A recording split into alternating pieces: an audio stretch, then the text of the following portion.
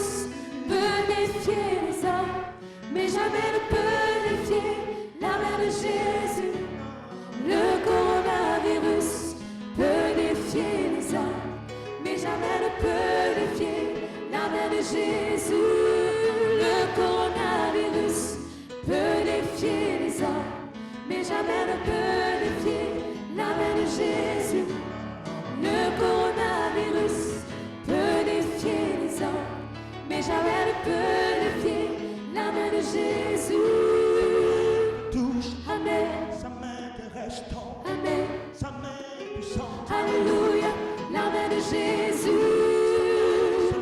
Amen. Sur cette nation, Amen.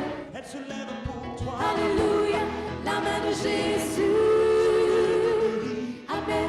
Coronavirus, Amen. quelle que soit la maladie, Alléluia.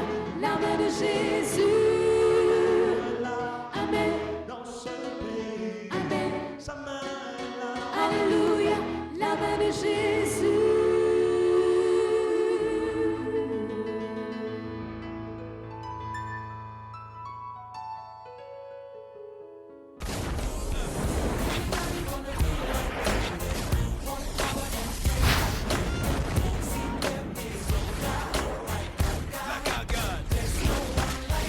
Vous connaîtrez la vérité et la vérité vous affranchira. Si le Christ vous affranchit, vous serez réellement libre. Lui-même se présente, je suis le chemin, la vérité et la vie. Nous ne pouvons pas vivre un christianisme où les gens dépendent d'autres personnes pour les délivrer. Quand quelqu'un est païen, oui. Mais quand quelqu'un est chrétien, il doit vivre une vie chrétienne victorieuse. C'est si sa vie est établie sur la vérité de la parole de Dieu qu'il va s'en sortir. Sinon, nous devenons des gangas. On te délivre une fois et maintenant tu vas faire des choses qui vont maintenir les standards de Dieu dans ta vie. On ne peut pas faire constamment des chorégraphies. Je viens, je pars, je viens, je pars. Et bien aimé, je crains pour ceux qui se laissent séduire par ce genre de choses. Les gens n'aiment pas la vérité. Comme il y a les fast-food, on veut des pasteurs fast-food qui peuvent nous donner tous les produits. Les assiettes, j'y vais, on me donne tout ce que je veux. Bien aimé, non. La vérité, c'est celle qui doit te permettre d'être en mouvement. S'il n'y a pas la vérité pour ceinture, tu peux aller nulle part. La cuirasse de la justice. On ne peut pas maintenir les gens dans une culpabilité éternelle. La Bible nous dit dans 2 Corinthiens 5, vous l'avez déjà lu. Celui qui n'a point commis de péché, Dieu l'a fait devenir péché pour nous, afin qu'en lui, nous devenions quoi? Justice de Dieu. La justification est un acte de la rédemption. Bien aimés, nous étions condamnés. Mais lorsque nous avons accepté Jésus, nous avons été sauvés. Libérés de la condamnation. Nos noms sont écrits dans le livre de vie. Personne n'a le droit de vous maintenir dans la condamnation en vous expliquant des choses qui sont fausses. Tu es possédé, tu as des problèmes, tu resteras sous mon joug parce qu'il y a comment qui peut te délivrer. C'est un mensonge. Même la Bible dit, si ton cœur te condamne, Dieu est plus grand que ton cœur. Donc si c'est une cuirasse, c'est l'acte de la rédemption. Il t'appartient donc à toi de faire en sorte qu'il n'y ait pas de défaut dans la cuirasse. Les chaussures à vos pieds que sont les ailes de l'évangile. Bien aimé, tous ceux qui servent les intérêts de Dieu, Dieu est obligé de servir leur intérêt. Qu'est-ce qu'on fait avec des chaussures sinon pouvoir se déplacer? On met des bottes quand il y a la pluie. On met des grosses chaussures de chantier quand on vient au chantier. On met des chaussures de pala quand on veut faire le sport. Donc tout terrain, il y a des chaussures pour. On met une belle paire de chaussures pour aller à un mariage. Bien aimé, ceux qui servent l'évangile, les intérêts de Dieu dans leur vie, vont apprendre à croître, à connaître Dieu davantage. On ne peut pas être possédé quand on sert Dieu. C'est ton oisiveté qui amène le diable chez toi. Si tu veux mûrir, il ne faut pas être oisif. Engage-toi dans l'église. Il dit, prenez par-dessus tout cela le bouclier de la foi, avec lequel vous allez éteindre tous les flammes familiales. Bien aimé, tout n'est pas dans le domaine de la rationalité. Tout n'est pas rationnel. Avec Dieu, ce n'est pas tout le temps que 1 plus 1 égale 2. La foi aussi doit jouer. Il y a des moments où tu dois relever un défi et la pensée même te dit tu ne peux pas. Mais tu dois dire par la foi en Jésus-Christ, je veux partir. Mais le bouclier c'est pour intercepter les traits enflammés du diable. Prenez le casque du salut. Le casque on le met sur la tête. Le diable viendra te dire tu n'es pas sauvé, si tu meurs tu iras en enfer. Tu lui dis seulement j'ai l'assurance de mon salut. Et tu commences à confesser des choses. Tu dames ces suggestions mensongères. L'épée de l'esprit, ça veut dire la parole que le Saint-Esprit te communique à un moment opportun. Ça veut dire c'est la parole de Dieu tenue par la main de l'esprit. Bien aimé, quand tu frappes avec cette épée, aucun ennemi ne peut te résister. Cette épée est à double tranchant. La Bible déclare, elle sépare. Qu'est-ce qu'elle sépare? Jointure et moelle, âme et esprit. Ce qui est de la volonté des hommes, de ce qui est de la volonté de Dieu. Et il ajoute à cela, faites en tout temps par l'esprit tout toutes sortes de prières et de supplications. Ça, c'est la première arme que vous devez utiliser dans Guivour pour lutter contre la volonté du sang.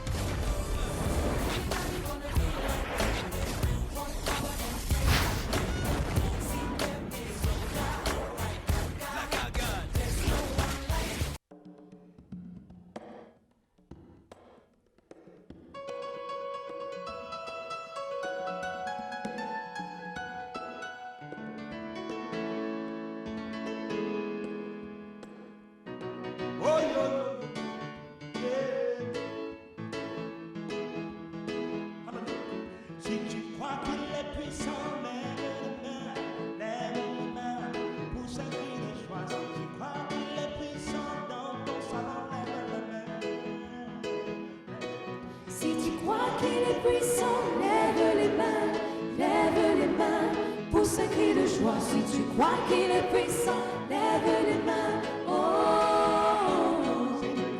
si tu crois qu'il est puissant, lève les mains, pour ce cri de joie. Si tu crois qu'il est puissant, lève les mains. Oh, Car en ce lieu, plus de condamnation devant la présence du roi. Pour le peuple élu par sa miséricorde, en ce lieu, plus de condamnation devant la présence de Dieu. Pour le peuple élu par sa miséricorde. Oh, si tu crois qu'il est puissant, lève les mains, pour ce cri de joie. Si tu crois qu'il est puissant, lève les mains. Oh, si tu crois qu'il est puissant, lève les mains, pour ce cri de joie. Si tu crois qu'il est puissant, lève les mains. Oh, car Dieu est un Dieu puissant, il est de son salut avec sagesse, amour et Dieu est un Dieu puissant. Car Dieu est un Dieu puissant, il est de son salut avec sagesse, amour, oui, Dieu est un Dieu puissant. Si tu crois qu'il est puissant, lève les mains, pour ce cri de joie. Si tu crois qu'il est puissant, lève les mains. Oh, si tu crois qu'il est puissant, lève les mains, pour ce cri de joie. Si tu crois qu'il est puissant, lève les mains. Oh, car Dieu, tu es miraculeux, tu es. Que dans les cieux ta puissance est si glorifiée, c'est miraculeux. Car Dieu, tu es miraculeux, tu es. Que dans les cieux ta puissance est si glorifiée, c'est miraculeux. Si tu crois qu'il est puissant, lève les mains, pour ce cri de joie. Si tu crois qu'il est puissant, lève les mains. Oh, si tu crois qu'il est puissant, lève les mains, pour ce cri de joie. Si tu crois qu'il est puissant, lève les mains. Oh,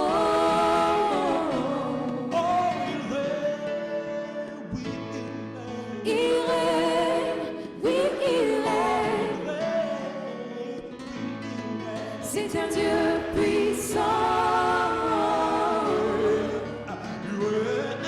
Il règne, oui, il règne. C'est un Dieu puissant. Il règne, oui, il règne. Oui, il règne. Oh, il règne. C'est un Dieu puissant. Il règne, oui, il règne. C'est un Dieu puissant. Il règne, oui, il règne. Il règne, oui, il règne. Dans ce pays, il règne, oui, il règne. C'est un Dieu puissant. Oh, oui, il règne, oui, il règne. Il règne, oui, il règne. Il règne, oui, il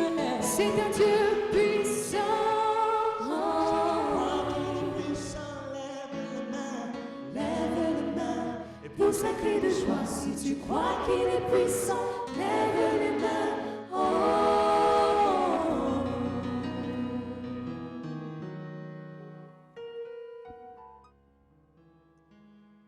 Très heureux d'être avec vous ce matin. Nous sommes le dimanche 5 avril 2020. Vous savez que la période du mois de Nissan dans le calendrier hébraïque, c'est la période dans le cours du temps où nous célébrons la Pâque.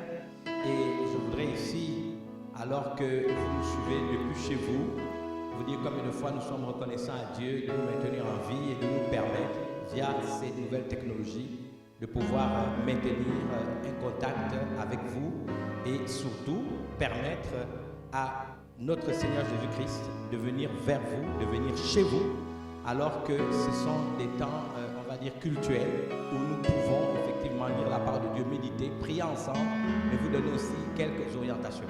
Certes, c'est un culte qui est fait ce matin, spécialement dans un auditorium vide de la cathédrale de la foi, mais nous sommes heureux de pouvoir avoir eu quelques chantres, 3 ou 4 qui se sont prêtés au jeu et quelques musiciens qui nous aident à pouvoir vous servir. C'est pour nous un honneur. Alors que ce merveilleux cantique, car Dieu est un Dieu puissant, nous l'avons entendu, nous voulons proclamer en introduisant ces moments par la prière, la puissance et la toute autorité de Dieu face à la situation que connaît notre monde.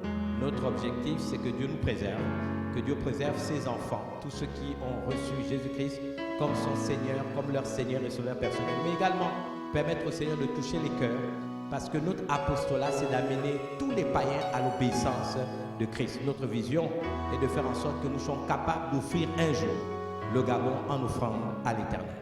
Nous pensons de tout notre cœur que maintenant, au moins, nous allons commencer par la prière. Là où vous êtes, si vous vous joignez à nous, le Seigneur sera avec vous, parce qu'il déclare lui-même, là où 2 ou 3 sont réunis en son nom, il est au milieu d'eux. Vous n'avez pas besoin d'être dans une salle de 1000 personnes, 2000 personnes, 3000 personnes. C'est la sincérité de votre cœur, n'est-ce pas, qui permet à Dieu de se manifester à travers son Fils Jésus-Christ dans nos rassemblements. Il a dit, si 2 ou 3 sont réunis en son nom, si nous le faisons d'un cœur sincère, en esprit et en vérité, il sera véritablement. Permettez-moi donc de prier et d'invoquer le Seigneur avant de lire la parole. Seigneur, nous te disons merci pour l'opportunité que tu nous donnes d'être ici ce matin. Nous avons pris la responsabilité de venir dans ce temple, peut-être, Seigneur, pour tout simplement rappeler aux gens que nous restons confiants. Nous avons voulu faire ce culte de famille dans l'enceinte même de la cathédrale de la foi, sur cet autel où ton nom est invoqué.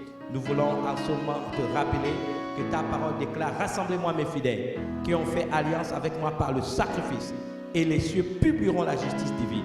Nous croyons que nous sommes rassemblés au-delà du fait d'être séparés. Nous sommes en ton nom Jésus, en unité de prière et en esprit. Nous t'invoquons afin que tu manifestes tes faveurs et tes grâces, et que, au travers de ta parole qui sera enseignée et des recommandations qui nous seront données, nous puissions être édifiés. Reçois donc l'honneur, la gloire et la louange, au moment même où nous osons rappeler que c'est toi qui es l'Éternel. Hors de toi, il n'y a point d'autre Dieu. Avant toi, il n'y a point été formé de Dieu. Et après toi, il n'y en aura jamais. Reçois donc l'honneur, la gloire et la louange qui t'est due. Telle est notre prière, au nom de Jésus. Amen. Heureux donc de vous avoir avec nous pendant ces temps de prière. Vous avez passé ces temps de louange et j'espère de tout mon cœur que vous avez loué l'Éternel avec nos chanteurs et nos musiciens, même s'ils n'étaient pas nombreux, mais nous voulons les bénir d'avoir fait ce déplacement pour nous aider à vous servir. Je voudrais revenir avec vous sur un texte que nous trouvons d'abord dans l'évangile de Matthieu au chapitre 24. Ça va être l'introduction du message de ce jour. J'intitulerai « Nous ne sommes pas des enfants des ténèbres, mais nous sommes des enfants de lumière ». Matthieu chapitre 24, versets 3 à 8, la Bible déclare « Il s'assit sur la montagne des Oliviers ». Il s'agit de Jésus. Et les disciples vinrent en particulier lui faire cette question. « Dis-nous quand cela arrivera-t-il et quel sera le signe de ton avènement et la fin du monde ?» Jésus leur répondit « Prenez garde que personne ne vous séduise, car plusieurs viendront sous mon nom, disant « C'est moi qui suis le Christ » et ils séduiront beaucoup de gens. Vous entendrez parler de guerre et de bruit de guerre. Gardez-vous d'être troublés, car il faut que ces choses arrivent, mais ce ne sera pas encore la fin. Une nation s'élèvera contre une nation, un royaume contre un autre royaume. Il y aura en divers lieux des famines et des tremblements de terre. Tout cela ne sera que le commencement des douleurs. Seigneur, nous te demandons vraiment de nous édifier et d'ouvrir notre entendement pour que ce matin nous puissions recevoir de toi la portion de faveur et de grâce à travers ta parole, pour que nous soyons édifiés, fortifiés, rendus plus forts, afin que pendant ces moments qui sont des moments assez complexes, nous puissions relever la tête et en toutes choses te glorifier. Telle est notre prière ce matin en ton nom Jésus. Amen. Alors, je voudrais vous dire que pour ceux qui ont lu ce merveilleux texte de Matthieu 24, que je considère être la colonne vertébrale de tout texte eschatologique et prophétique, je voudrais donc vous dire qu'au début, si vous avez commencé au verset 1, Jésus, n'est-ce pas, regarde le temple et ses disciples lui font remarquer la construction. Jésus ose leur dire qu'il ne restera pas pierre sur pierre ici, qui ne sera renversé.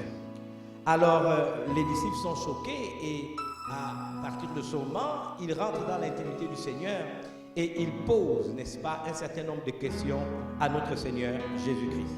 Les disciples donc vinrent en particulier, c'est ce que la Bible dit, lui faire cette question, dis-nous quand cela arrivera-t-il? Le quand sera arrivera-t-il et il y a quoi? Au fait que Jésus a dit que le temple allait être détruit.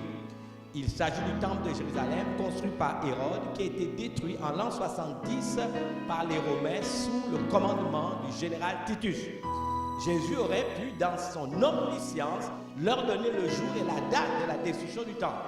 Jésus ne leur dit pas, ce que l'histoire peut vous confirmer, que le temple a été détruit en l'an 70. Jésus ne le dit pas. Alors il donne comme une réponse anecdotique, comme si sans vouloir esquiver la question pour tout simplement ramener ses disciples à l'essentiel. Et c'est ce qui est intéressant dans ce texte. Donc quand cela arrivera-t-il et quel sera le signe de ton avènement et de l'avènement? Donc il voulait savoir quand est-ce le temple allait être détruit.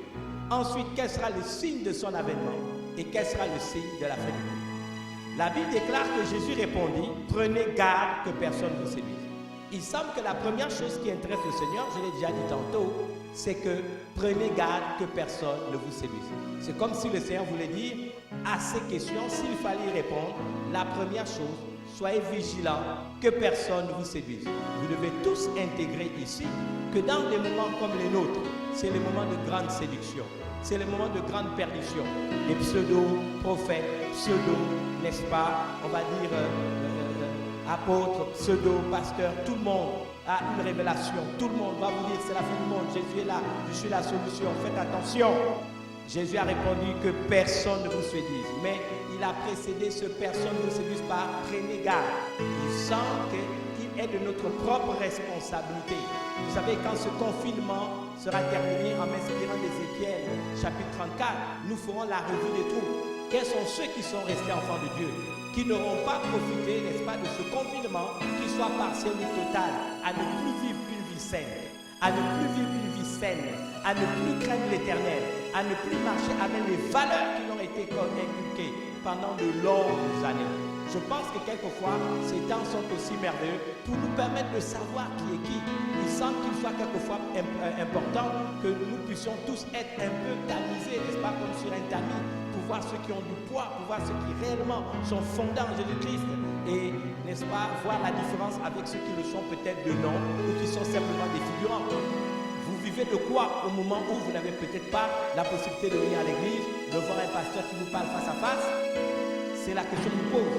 Ici, Jésus renvoie la responsabilité à ses disciples. Il a dit, prenez garde que personne ne vous séduise. Il ne les envoie pas chez un prophète, il ne les envoie pas chez un apôtre, chez un prophète, chez un évangéliste, chez un pasteur, chez un docteur. Cette responsabilité est la tienne. Cette responsabilité, c'est toi qui dois pouvoir l'assumer. Il dit que personne ne vous séduise. Prenez garde, c'est à toi qu'il parle. Prends garde, sois vigilant, que personne ne te séduise. Reste ferme dans ta foi. Tu n'as aucune justification demain pour dire je me suis perdu parce qu'il y avait le coronavirus ou autre chose. Tu dois rester ferme. Rappelez-vous de celui qui dans Matthieu chapitre 7 à partir du verset 24 avait bâti sa maison sur le roc parce qu'il avait décidé de marcher avec les valeurs bibliques qui leur avaient été inculquées. Et même quand les tempêtes de cette vie, les vents et les torrents de cette vie sont venus, il n'a pas été déstabilisé parce que sa maison était bâtie sur le roc. Cela me fait penser, et qu'il me soit permis de le dire, à cette phrase que je n'ai jamais cessé de dire à chaque rencontre, n'est-ce pas, que la vie sur terre n'est pas une partie de plaisir, mais le champ de bataille de la réalisation de notre destin. Donc Jésus ne leur dit pas, le temple, n'est-ce pas, va être détruit à l'an 70. Il dit non, prenez garde, que personne ne vous séduise. Mais il y avait deux questions à la suite de la première. Quels seront les signes de ton avènement et quels seront les signes de la fin du monde? Là encore, Jésus ne donne pas de réponse. Mais il ose leur dire, plusieurs viendront à un moment disant, c'est moi qui suis le Christ. Christ, c'est un mot grec tiré, n'est-ce pas, inspiré de Machia en hébreu qui veut dire loin par excellence.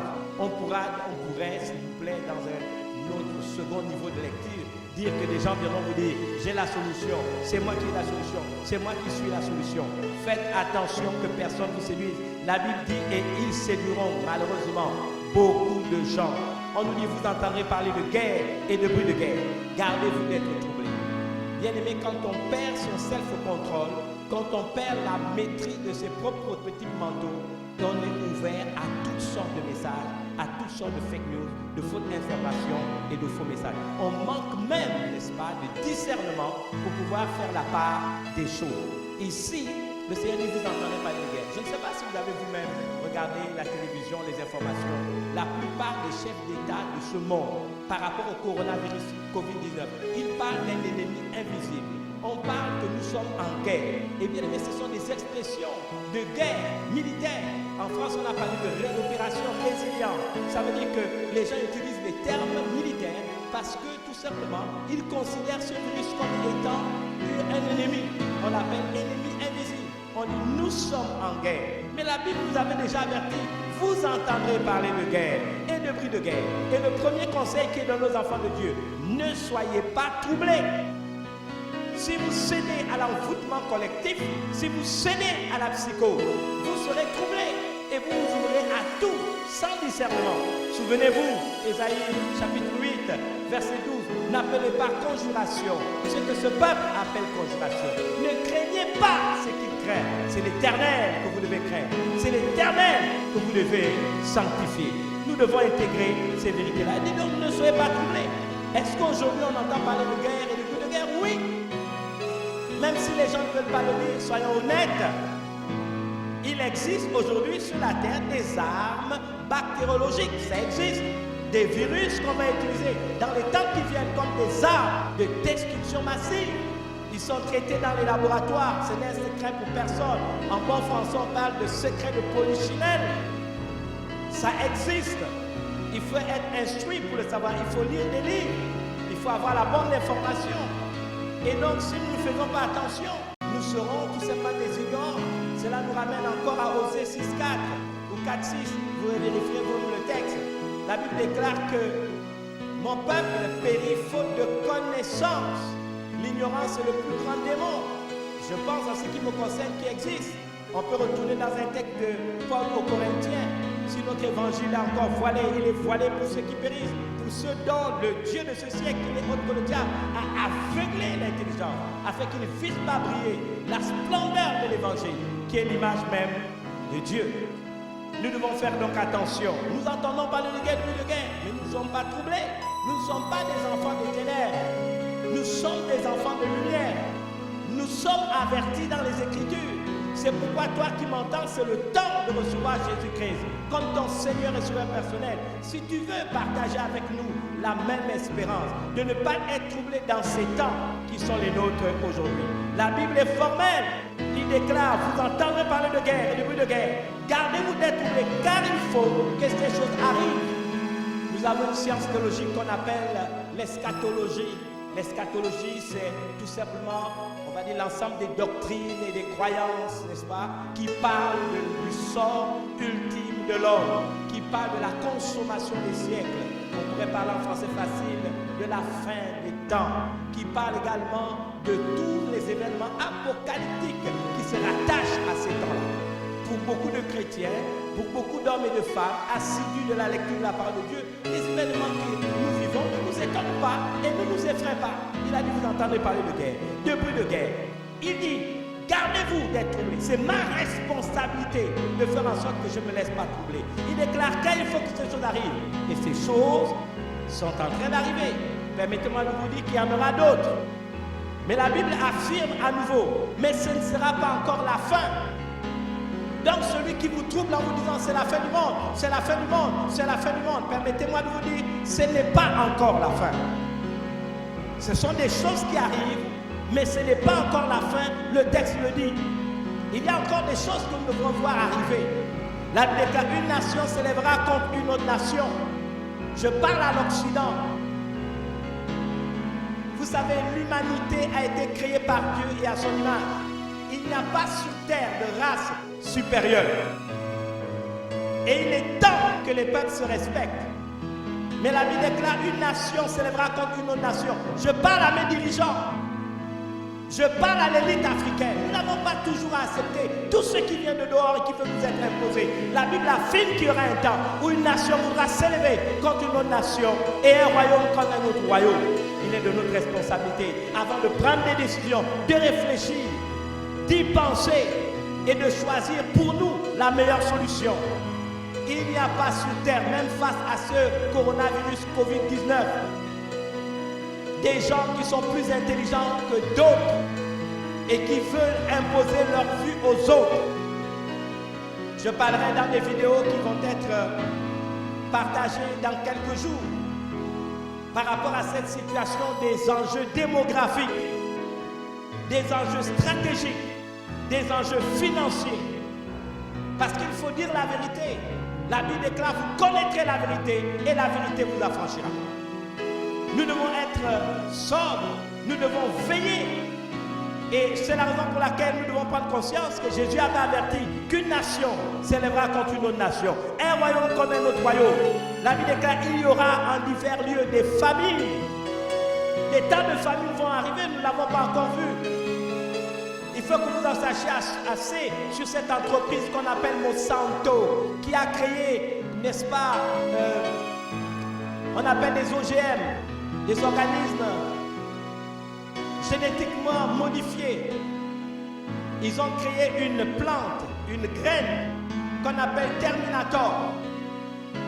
Cette graine-là, Terminator, peut être une graine de maïs ou bien d'arachide, une semence. Cette semence, si vous la plantez, elle pousse de manière exponentielle. Mais la seule chose que vous pouvez faire avec cette culture, c'est de la manger. Elle n'a pas la capacité d'être replantée. Il est certain qu'il y a des gens qui voudront, dans les temps qui viennent, contrôler l'alimentation. Nous savons que cette entreprise a fait scandale à cause de cette OGM. Elle a été rachetée par un tenant de la mondialisation bien connu. J'en parlerai dans les prochaines vidéos. Et elle a racheté l'entreprise qu'on a noyée dans une entreprise pharmaceutique allemande qu'on appelle Bayer. C'est connu. Faites des enquêtes. Il y aura des familles. Il y aura un temps où il y aura des gens qui seront les seuls à pouvoir donner à manger aux nations. Ces temps vont arriver. Jésus dit il y aura des familles. Il y aura des tremblements de terre. La manière dont nous traitons notre terre, la planète. Tout le monde parle d'écologie, mais personne ne respecte l'écologie. La Bible dit tout cela ne sera que le commencement des douleurs. La Bible affirme que ce sera le commencement des douleurs. Je pense que peut-être nous sommes entrés pas dans la fin des temps, mais peut-être nous sommes dans le commencement des douleurs. Vivons-nous déjà la petite tribulation? Et la petite tribulation qui, bibliquement parlant, prophétiquement parlant, eschatologiquement parlant, précède l'enlèvement de l'Église. Je ne fais pas d'affirmation ici, je pose simplement une question. Je voudrais aller à un dernier texte et qui va être celui qui va conclure ce message de ce jour et qui est à la base de la thématique. Nous ne sommes pas des enfants des ténèbres, nous sommes des enfants de lumière et ces jours ne doivent pas nous surprendre. Dans 1 Thessaloniciens, qui est une lettre de l'apôtre Paul, au chapitre 5, je me permets de lire à partir du verset 3. Quand les hommes diront paix et sûreté, alors une ruine soudaine les surprendra comme les voleurs, comme des douleurs de l'enfantement surprennent la femme enceinte. Tout le monde peut reconnaître que ces événements nous ont surpris. On était dans une forme de paix, de sérénité, mais tout d'un coup, le monde entier est confiné. Et combien de milliards de personnes tremblent devant ce virus. On a vu la fébrilité des États, la fébrilité même des nations occidentales les plus puissantes. J'ose demander ceux qui ont par exemple l'arme nucléaire avec des missiles à tête chercheuse, que valent ces missiles, ces armements nucléaires face à ce virus? Ceux qui ont spolié l'Afrique et qui ont tellement de richesses dans leur pays, tellement d'argent dans leur compte, des lingots d'or, qui ont, n'est-ce pas, brisé, assujetti des peuples. Que valent vos richesses face à ce virus? On a vu la fébrilité des systèmes économiques, politiques, scientifiques, pratiquement le monde entier dans une urgence sanitaire. Bien-aimés, revenons à Dieu. Je pense que c'est le seul conseil qu'on peut donner. Revenons à Dieu, faisons preuve d'humilité. La Bible déclare que l'orgueil précède la chute, mais l'humilité précède la gloire. Vous voyez un événement subit et tout le monde est, on va dire, désenchanté, désabusé. Combien de personnes ont peur? Combien de personnes sont déstabilisées? Combien de personnes ne comprennent pas ce qui leur arrive? Combien de personnes sont dans la crainte? Je lisais un de mes ouvrages dans mon amour pour les livres et j'ai lu quelqu'un qui a dit que l'histoire bascule parfois de façon imprévisible. Et je dis oui, amen à cette phrase. L'histoire bascule parfois de façon imprévisible alors que nous sommes à l'aube d'une dépression à l'échelle planétaire avec ce Covid-19. Où est notre science? Où est notre intelligence? Où est notre force? Où est notre orgueil? La Bible déclare quand les hommes diront paix sur la terre, alors une ruine soudaine. Oui, c'est vrai. C'est vrai que l'histoire bascule parfois de façon imprévisible. C'est ce que la Bible dit. Quand les hommes diront paix sur la terre, alors une ruine soudaine les surprendra. Comme les douleurs de l'enfantement surprennent la femme enceinte, et ils n'échapperont point. Mais vous, frères, vous n'êtes pas dans les ténèbres pour que ce jour vous surprenne comme un voleur. La Bible exhorte qu'un enfant de Dieu normalement constitué ne peut pas être surpris parce qu'il n'est pas un enfant des ténèbres. Vous êtes tous des enfants de la lumière et des enfants du jour. Nous ne sommes point de la nuit ni des ténèbres. Ne dormons donc pas ou ne dormons donc point comme les autres, mais veillons et soyons sobres. Nous devons veiller et être sobres. Nous devons comprendre ce qui se passe. Nous devons être vigilants. Je vous dis, prenez garde que personne ne vous séduise. Oui, dans le milieu religieux, avec des pseudo-docteurs, pseudo-prophètes, c'est possible. Mais même dans le milieu de nos pays, de nos États, les gens aussi peuvent nous séduire. Les fake news peuvent nous séduire. Les fausses informations peuvent nous séduire. Nous devons avoir la bonne information et rester fondés sur Christ. La Bible déclare, je poursuis, vous êtes des enfants de la lumière et des enfants du jour. Nous ne sommes point de la nuit ni des ténèbres. Ne dormons donc point comme les autres, mais veillons et soyons sobres, car ceux qui dorment, dorment la nuit, et ceux qui s'enivrent la nuit. Mais nous, qui sommes du jour, soyons sobres, ayant revêtu la cuirasse de la foi et de la charité, ayant pour casque de l'espérance du salut. La cuirasse de la foi, c'est une arme chrétienne pour éteindre tous les traits enflammés du mal. Peu importe l'origine, les buts, les raisons de ce plan machiavélique qui a vu, n'est-ce pas, en manifestation ce virus. Je suis certain et je le sais. Ce n'est pas un virus ennemi invisible, non, il vient de quelque part. Les gens l'ont manipulé. Des armes archéologiques existent. Mais la cuirasse de la foi, nous en aurons besoin pour éteindre tous les traits enflammés du malin. Soyez en paix. Que la paix de Dieu qui surpasse toute intelligence garde vos cœurs et vos pensées en Jésus-Christ. Une de nos filles nous a émerveillés en nous rappelant cette histoire des Actes des Apôtres, chapitre 28. Elle nous a dit, vous savez, nous étions au culte familial. C'est notre fille qui se prénomme Oba. Et elle nous a dit, papa, maman, l'apôtre Paul s'est fait mort par un serpent, c'est une vipère. Il a secoué la vipère dans le feu. Et les gens regardaient et ont attendu longtemps et après ont changé d'avis. Je brise, n'est-ce pas, ces dispositions qui amènent des gens à penser qu'il y aura des millions de morts en Afrique. Je maudis ça au nom puissant de Jésus. Il n'y aura pas de millions de morts en Afrique. Ça ne veut pas dire qu'on ne va pas prendre des précautions d'hygiène parce que je sais que le virus est réel, qu'il est mortel. Et j'incite encore les chrétiens à se rappeler que la Bible dit, tu ne tenteras point le Seigneur ton Dieu. Satan avait utilisé un verset biblique.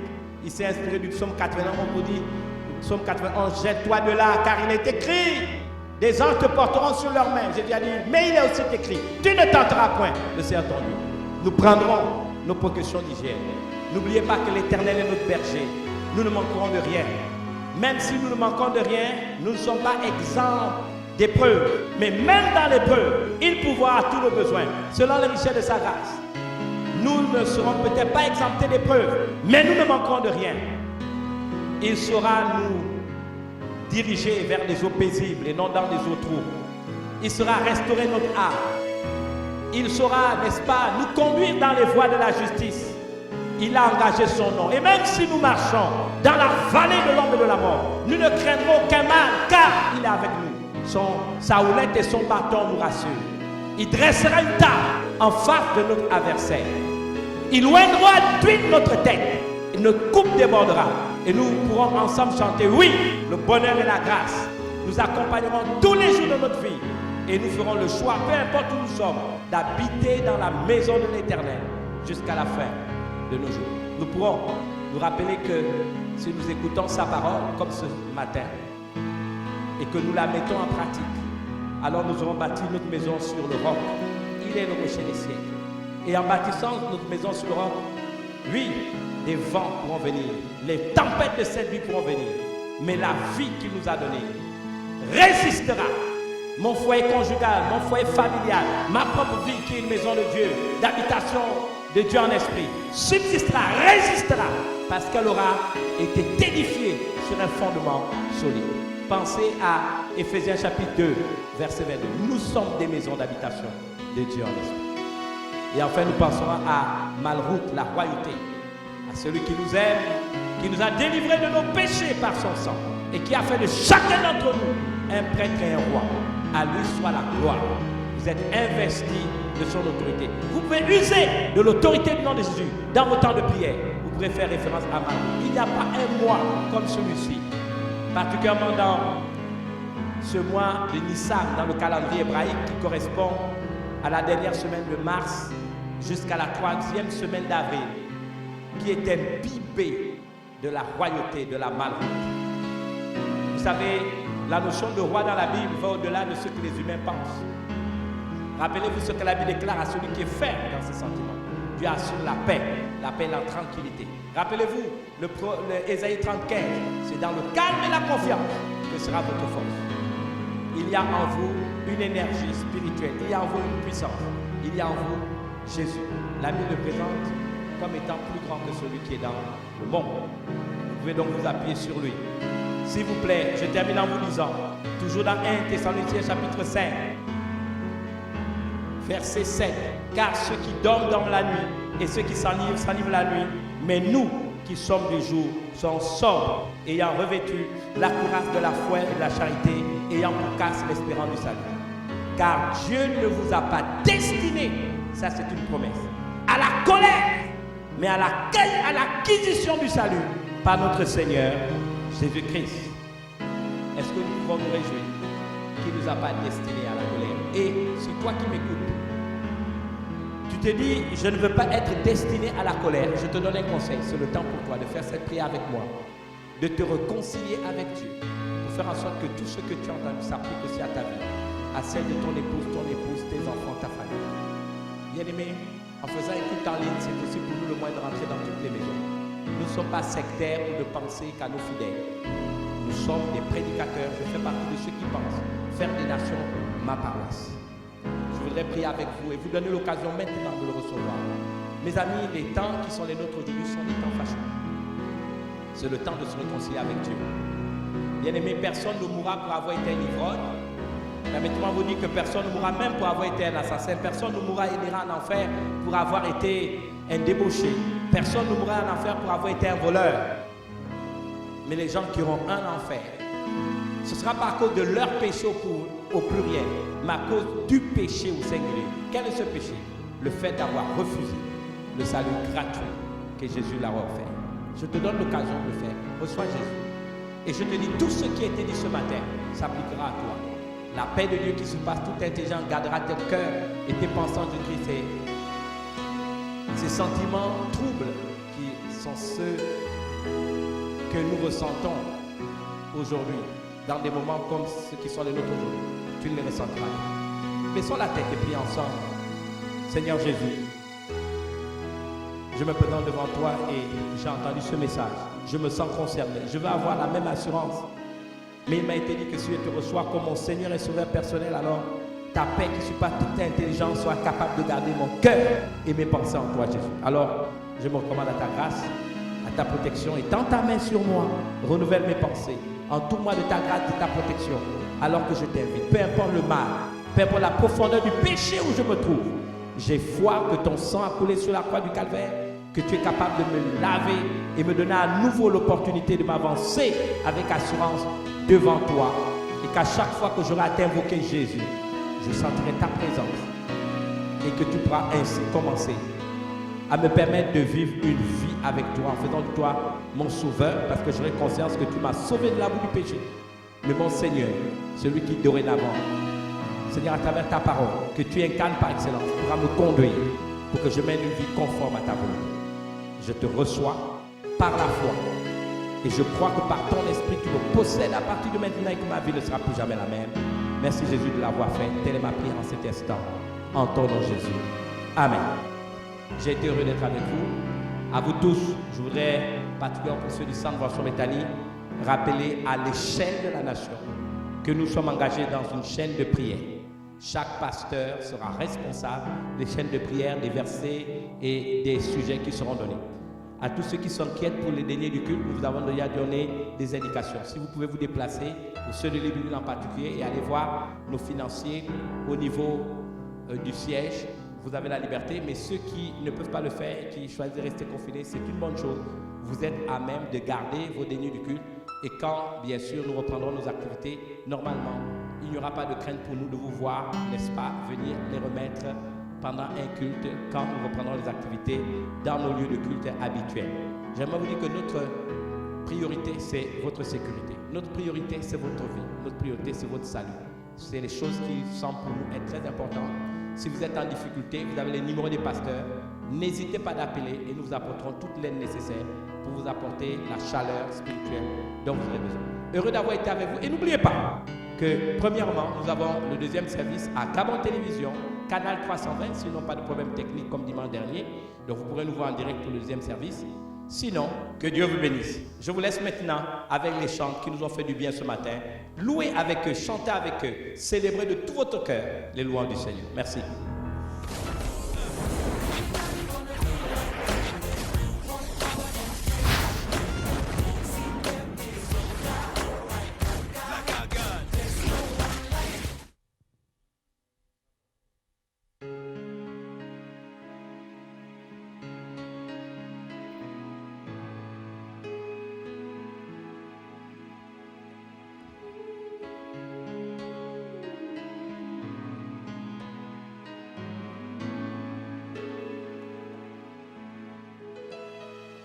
Je lève les yeux vers les montagnes, d'où viendra le secours. Le secours me vient de l'Éternel,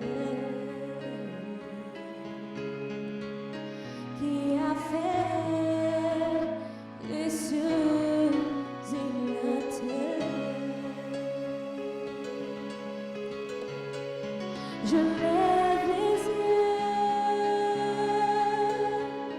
vers les montagnes. D'où me viendra le secours? Le secours me vient de l'Éternel, qui a fait les cieux et la terre. Il ne permettra point que ton pied chancelle. Celui qui te garde sommeillera pas. Voici le sommeil directeur, celui qui garde Israël.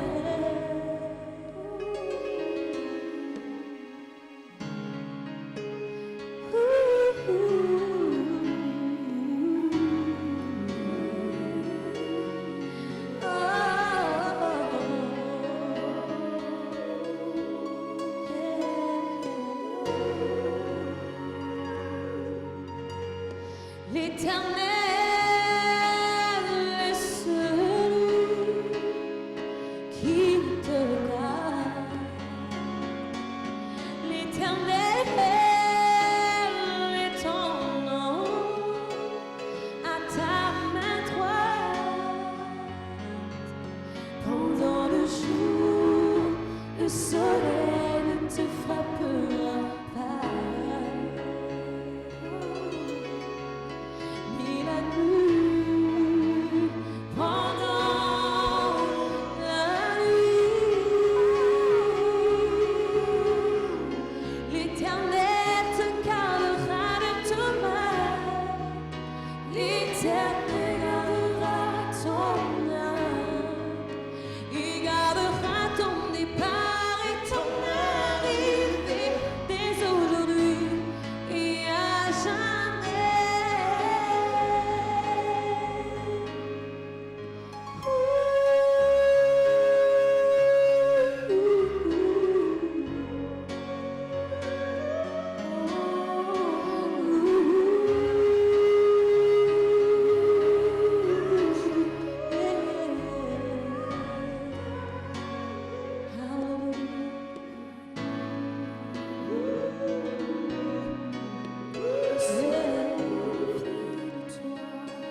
le secours me vient de toi, de toi, de toi.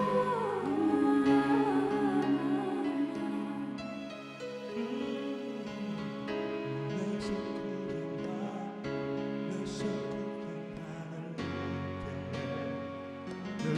l'Éternel pour toi. Le secours viendra, le secours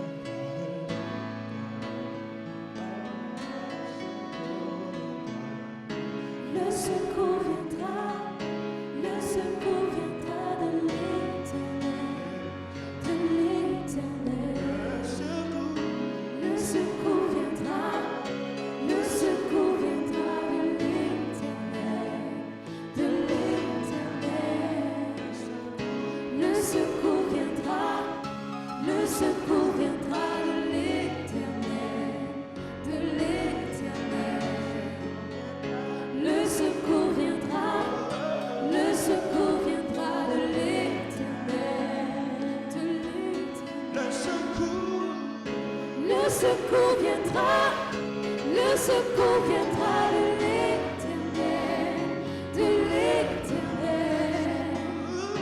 Le secours viendra, le secours viendra de l'Éternel, de l'Éternel. Le secours viendra, le secours viendra de l'Éternel, de l'Éternel. Le secours viendra, le secours viendra de l'Éternel, de l'Éternel.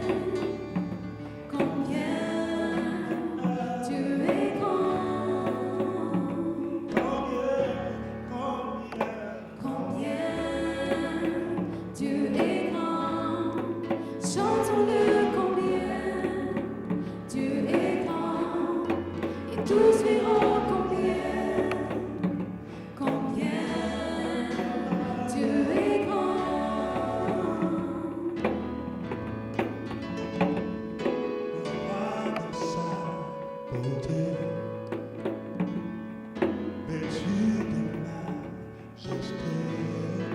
La terre est dans la joie, la terre est dans la joie, Le roi dans sa bonté,